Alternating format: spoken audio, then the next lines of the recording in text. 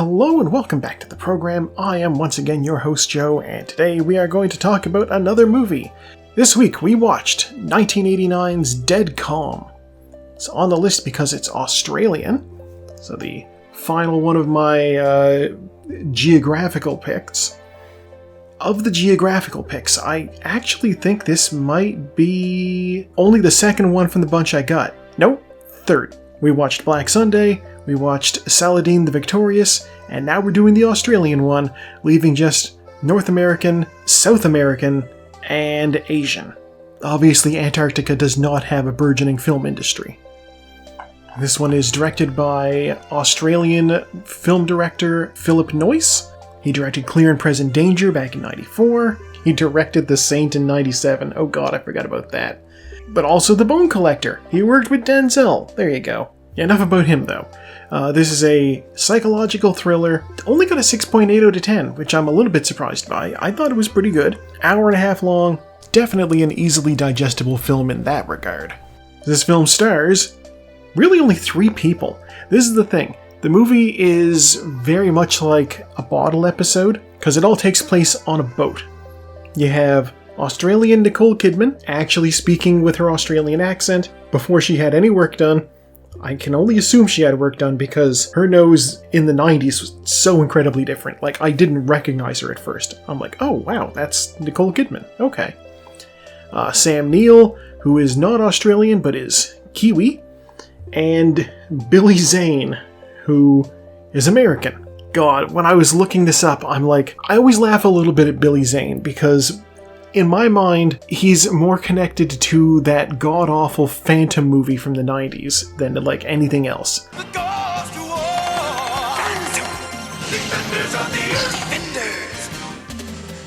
And I had thought for sure that movie had killed his career. And it was not until just the other day that one of my coworkers pointed out to me, no, he was in Titanic like the year after that. Oh, I guess his career survived that god-awful Phantom movie. You may remember him as playing himself in Zoolander. Put a cork in it, Zane. Which might be why I considered him kind of dead in the water, so to speak. Hey, we're bringing it back. Dead in the water. Alright, so Dead Calm. Getting right back into it. Takes place on a boat, mostly. The film opens up with a car accident. Nicole Kidman is severely injured, and she has like a child with Sam Neill, like they're a couple.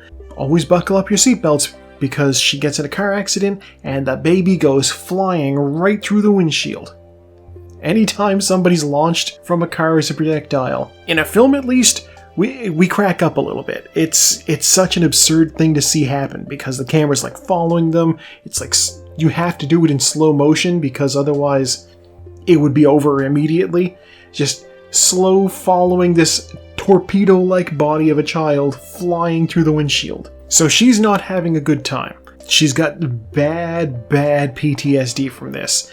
And so Sam Neill is like, we're going to take you and we're going to get you away from the city so you can recover somewhat. He's a Navy guy, and so he takes her out on their yacht, and then they go out into the Pacific. And while they're out at sea, they stumble upon Billy Zane, rowing his boat out to their ship, frantically. He's like, my boat's sinking. I'm the only one left alive. You have to save me. And they're like, okay. And they end up like investigating. Sam Neill rows over to his boat and he's checking it out. And oh my god, there's bodies and water, and it is very much in rough shape. Somebody did a real number on it. And then Billy Zane wakes up and takes over their boat and just drives the hell out of there. And so you have this scenario where it's just Nicole Kidman on this boat with this crazy Billy Zane, who is very potentially a murderer, and if not that, then severely unbalanced because he thinks that she's into him. And she does kind of play into it, if only so that she can, try to get like one up on him because he's just left her husband for dead on his sinking boat. And Sam Neill is also having a bad time. He's not stuck with a crazy Billy Zane, but he is stuck on a sinking boat that he has to try to make work, with bodies floating around, no electronics. It's rough. Billy Zane tells them all of his fellow crew members died from food poisoning, but they didn't happen to him because he doesn't like canned fish?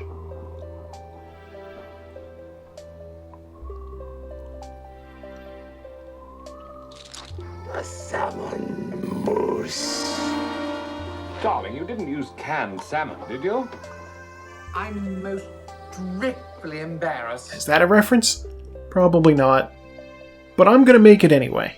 But yeah, clearly they're able to save a whole lot of money on cast because they only have 3 characters. It's shot way out in the middle of nowhere, just out at sea. Like, they actually filmed it at sea.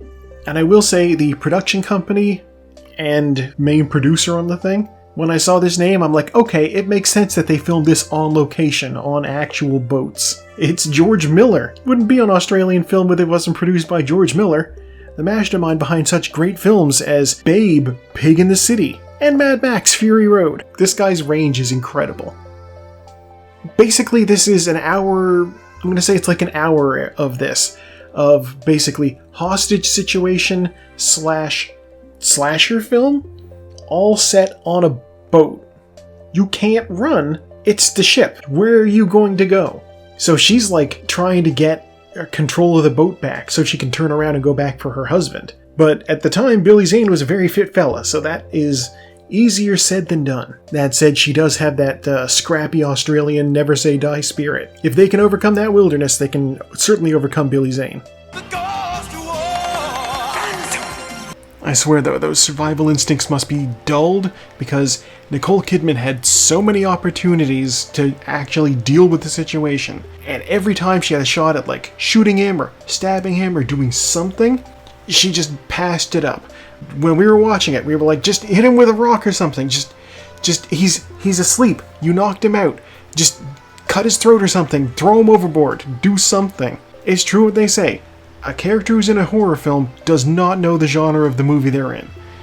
If you find out you're in a horror film, act accordingly. So this film is based off of a book, also called Dead Calm. It came out in '63. Apparently this is not the first time somebody tried to make an adaptation of it. I guess Orson Welles tried to make one happen, back in '66.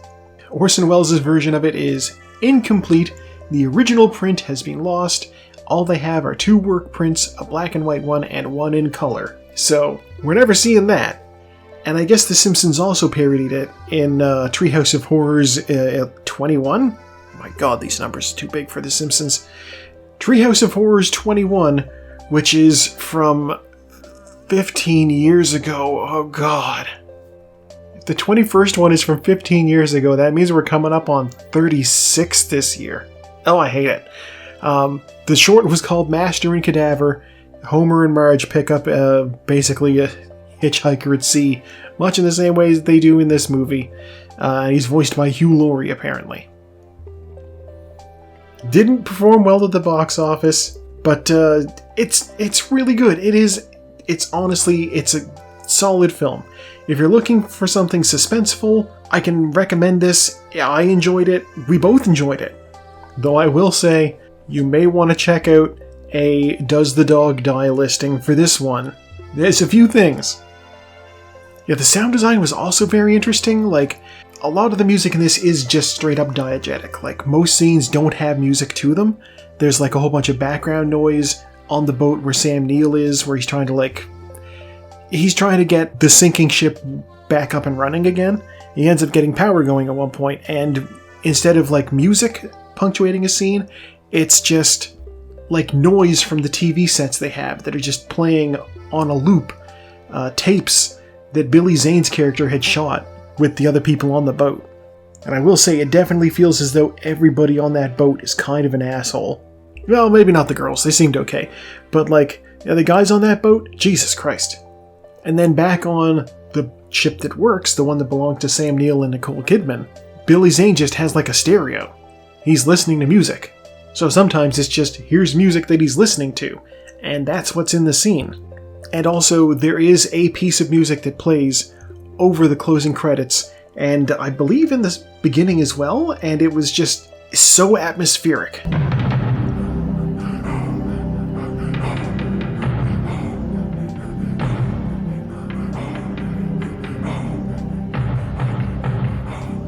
Like, I wouldn't listen to that as like a thing to just have on, but it definitely sets the tone.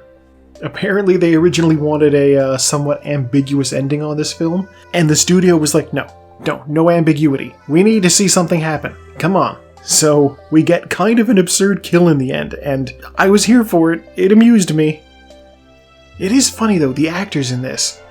You have Nicole Kidman, Australian, started doing films in the Americas, and is very much like kind of a vocal chameleon. You don't notice that she's got the Australian accent when she's acting, so she's able to cover that up.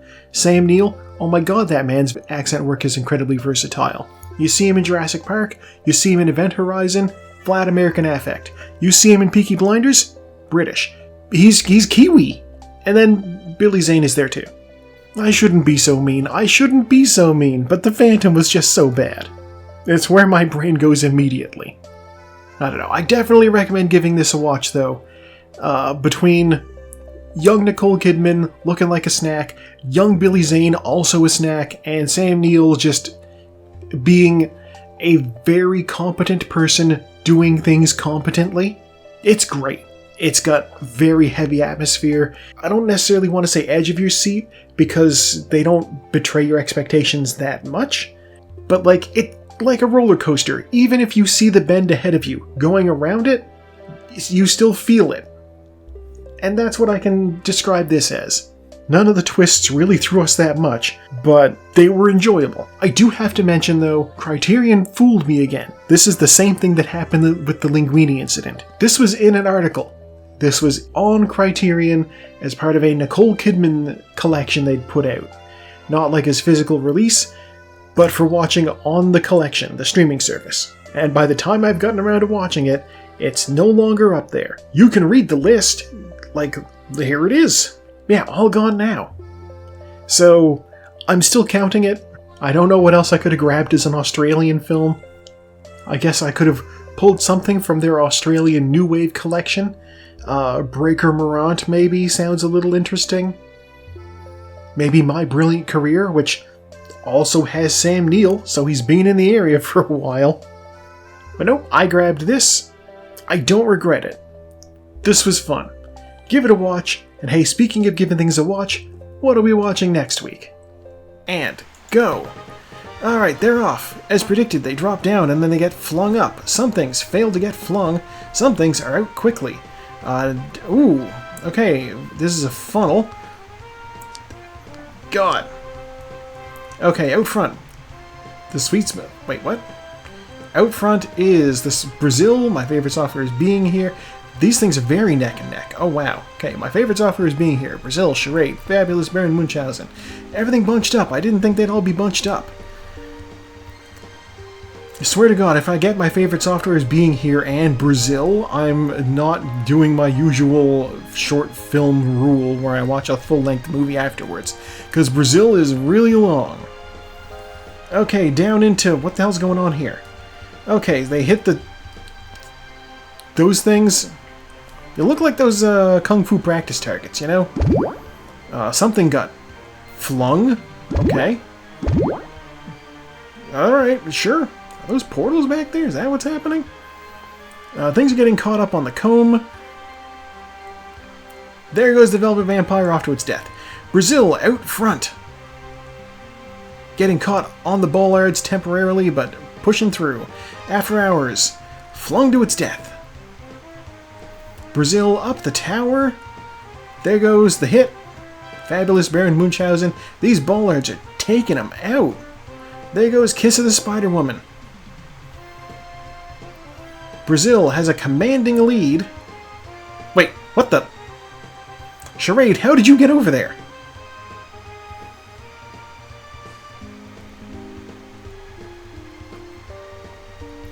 How did that happen? Okay, well, there's Brazil. Did Charade get flung to high heaven by, like... There goes Fierce City. I'm confused. I am genuinely confused. I don't know how it did it. Sweet smell of success, never weaken. Here comes three women. Teorema. Doom Generation flung off the edge. My favorite software is Being Here. Cecil be demented.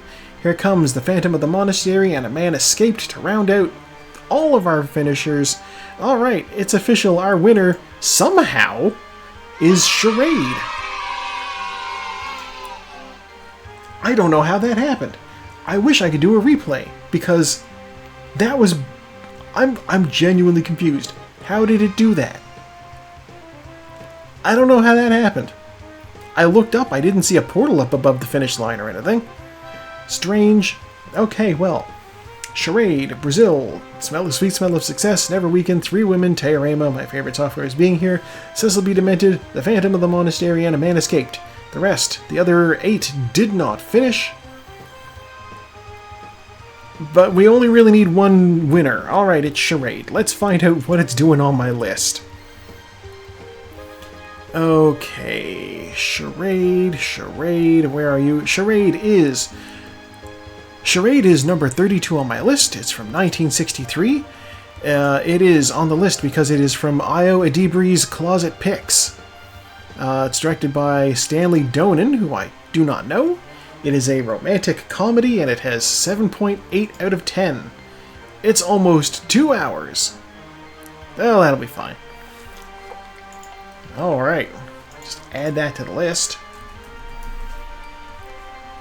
Okay, well, I guess that's what we're going to be watching next week. I know nothing about it. I put it on the list. It must look kind of interesting. I don't know. I'll let you folks know how it is.